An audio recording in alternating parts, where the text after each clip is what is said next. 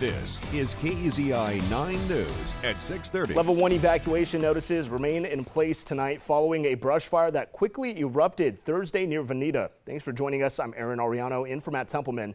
We brought you that fire as breaking news yesterday as it happened. It's not every day we get a press conference from Eugene Police, but that's what we got on Friday after 7 people were arrested, now facing several charges, accused of taking part in a crime ring targeting Asian American families in Eugene. Flock cameras have been one of the most contentious topics this summer, and now with local politicians returning from summer break and resuming city council meetings, organizers are preparing to make their voices heard. All right, now take a look at this. A scary single car crash into a business in Glenwood. This happened on Sunday night. Springfield police say the driver was hospitalized after driving into a smoke shop. Kotek is addressing Oregonians' concerns. Yeah, so Governor Tina Kotek is actually calling President Trump's deployment of the National Guard in Southern California absurd, dangerous, and undemocratic, she says. She's making it clear the powers that she has over National Guard deployment in our state. Turning to our late breaking news, the same federal judge in Oregon who on Saturday blocked President Trump's deployment of the Oregon National Guard into Portland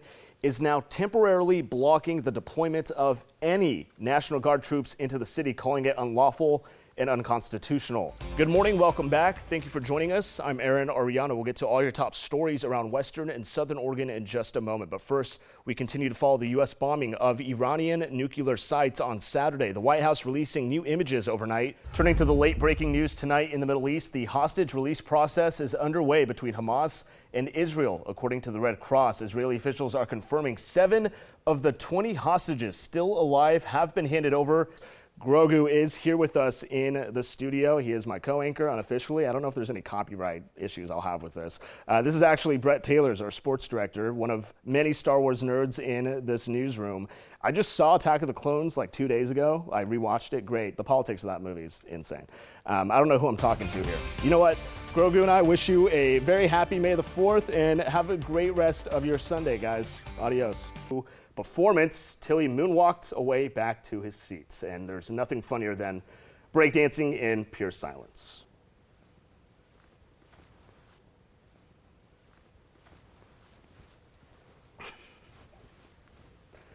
Boom, there we go. We had to. Yeah, you should try doing the spinny thing he just did. I think you should try it right now. I'll do it right now. Ready? Okay, no, that's it. That's it from us. Enjoy the rest of your evening. Good night. 3 many country music legends have visited Sesame Street to play and sing songs, including Johnny Cash and Loretta Lynn. Now here's the question. If you could do a great Elmo impression, does that mean you're good enough to sing at the Grand Ole Opry? I'm asking for a friend. I'm not going to do an impression. Never doing that again.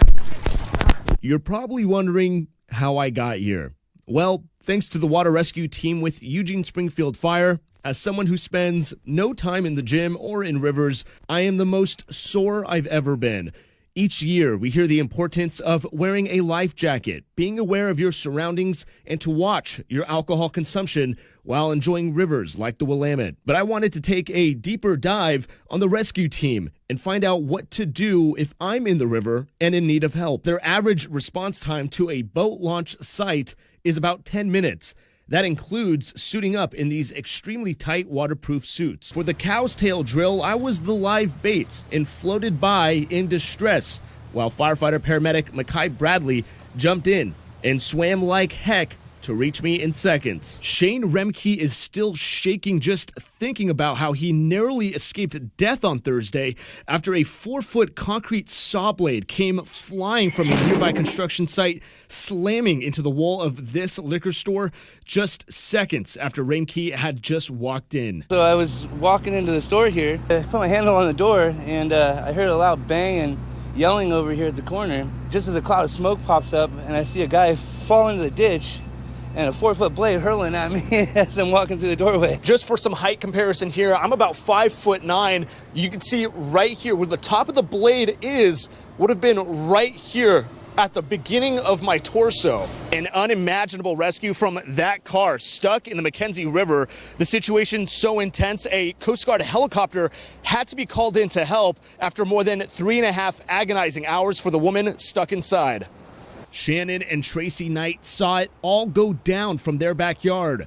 Countless agencies working tirelessly to rescue the 71-year-old woman driver. That car, pinned up against a rock, with the driver stuck inside. It was a race against time, the car even reportedly teetering back and forth, but finally, reinforcements. And first, I want to say a lot of neighbors were woken up by this morning's massive response. And a lot of neighbors also telling me that they're not entirely surprised that this happened at the house in question. I'll explain that in just a moment. Let me get out of the way here. Read some more speeches, but now they're heading back to where their camps are. I'm being told to protect their camps. As we know, in just a matter of minutes, in about 15 minutes, those camps, everybody that is staying overnight in those camps, they're not going to be having that academic amnesty anymore. Unbelievable scene that appears to be wrapping up. Like you just mentioned, that I-5 South Freeway appears to be opening up. We've seen a bunch of cars drive through, but just take a look at the scene here. The good news is it's not ice right now, so there is that ability to kind of drive around. It's very busy behind me, as you can see.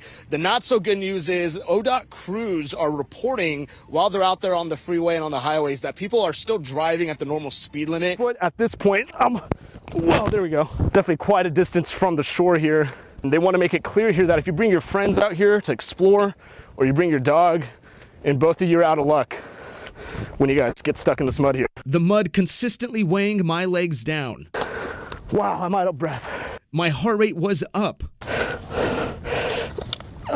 And it only took minutes until I used up all my energy trying to get out. Take a look at this. The farther out here you go, and I'm risking it, putting my knee down, the deeper your foot sinks into this mud. I'm looking at these footprints. They got to be at least, I do have a measuring tape, 5 to 6 inches deep. And it was hard just lifting your foot as the further I got out there. Well, they're in for a treat because I got to check out some of the rides before the fair opened. Lynn County Fair has everything, including this. I don't even know how to describe this, but it caught my eye, and I gotta say, I'm already getting dizzy, but so far so good. So you can buy your tickets online for $9. Give me 1 second.